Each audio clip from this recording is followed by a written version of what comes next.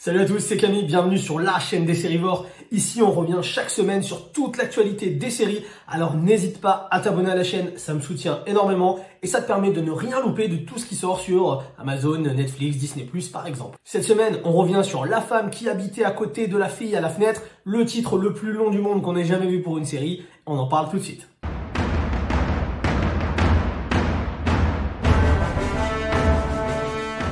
Mais alors, qu'est-ce que c'est que cet ovni qui est arrivé sur Netflix le 28 janvier avec 8 épisodes d'à peine 30 minutes chacun?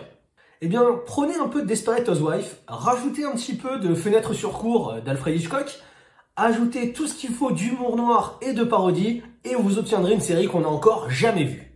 Dans ce thriller psychologique, on suit l'histoire d'Anna, une jeune femme séduisante qui habite seule dans sa grande maison après son divorce et la disparition tragique de sa fille. On y reviendra en partie spoiler parce que là aussi il y a des choses à dire. Anna, en pleine dépression, a pris la mauvaise habitude de s'installer avec d'énormes pichets de vin près de sa fenêtre et d'observer ses voisins. Et quand un père célibataire qui a tout pour plaire emménage en face, tout semble s'arranger pour elle jusqu'au jour où elle va être témoin d'un effroyable meurtre. Mais doit-elle réellement faire confiance à ce qu'elle a vu ? Alors premièrement, dans cette série, on va retrouver Kristen Bell dans le rôle d'Anna et c'est un véritable plaisir de retrouver l'actrice qui jouait Véronica Mars dans la série. Elle joue vraiment à merveille ce rôle de femme un peu paumée qui se lance dans une enquête abracadabrantesque pour vérifier si elle n'est vraiment pas folle. Elle tire véritablement la série vers le haut avec son jeu subtil et très décalé. En ce qui concerne la série, pour moi c'est simple, il y a deux manières de la regarder, la bonne et la mauvaise.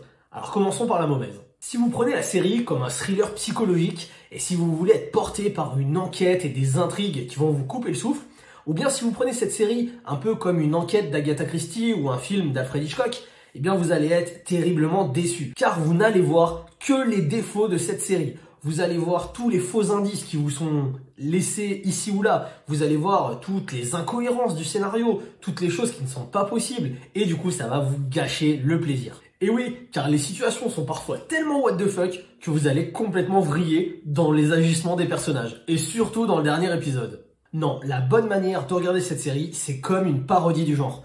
Une parodie d'ailleurs qui nous fait beaucoup penser au film La fille du train, où on retrouve un personnage quasiment similaire à Anna, qui se cherche et qui essaie de savoir, après avoir été témoin d'un meurtre, si elle devient complètement folle ou si elle n'a pas halluciné. Une parodie jusque dans son titre, sous forme de mise en abîme. Et oui, Anna, cette femme qui se regarde elle-même regarder ses voisins à travers la fenêtre. Une parodie qui reste toujours à la limite du plausible.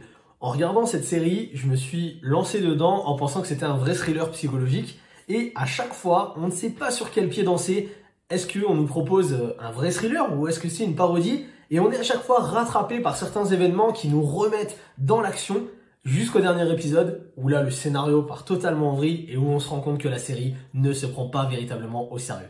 Alors on va faire quelque chose que je ne fais pas souvent, mais on va faire une petite partie spoiler pour parler de la fin du dernier épisode, des incohérences tout au long de la série et pour donner quelques théories sur les dernières minutes du dernier épisode. Alors fuyez si vous n'avez pas vu la série et on se retrouve dans le timer indiqué pour la fin de la vidéo.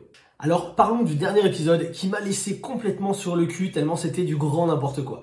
Des incohérences de partout, des choses complètement folles qui se passent, des réactions complètement folles, mais j'en suis sûr à chaque fois fait pour servir la parodie. Déjà pour commencer, la révélation du tueur. Durant toute la série, quasiment depuis le début, moi je disais à ma femme en regardant la série, je suis sûr que le tueur c'est Bioul, l'agent d'entretien.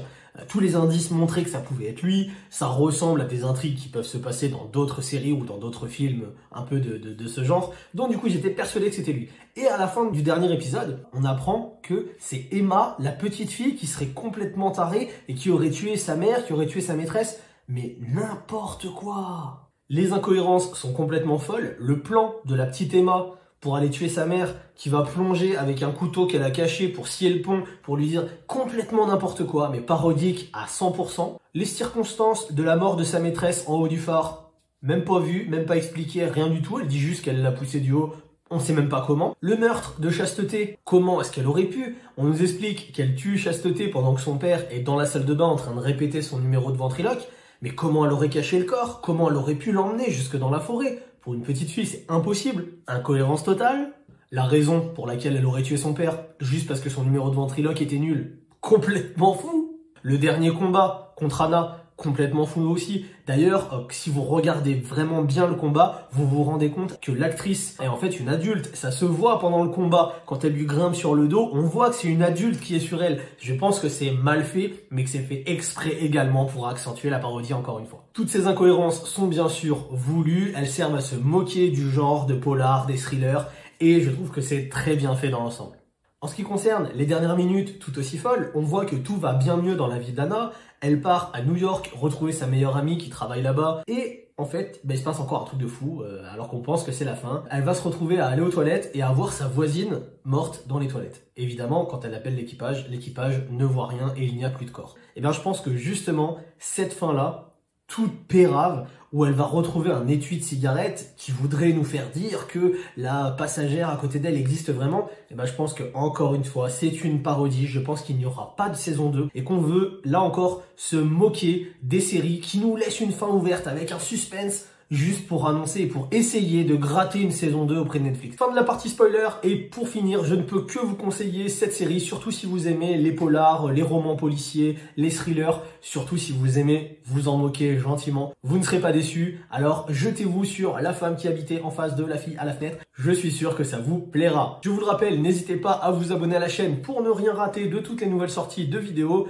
Dites-moi dans les commentaires si vous avez aimé cette série, est-ce que vous avez tout de suite vu le côté parodique ou pas, ça m'intéresse énormément. Et moi je vous dis à bientôt pour une nouvelle vidéo, ciao!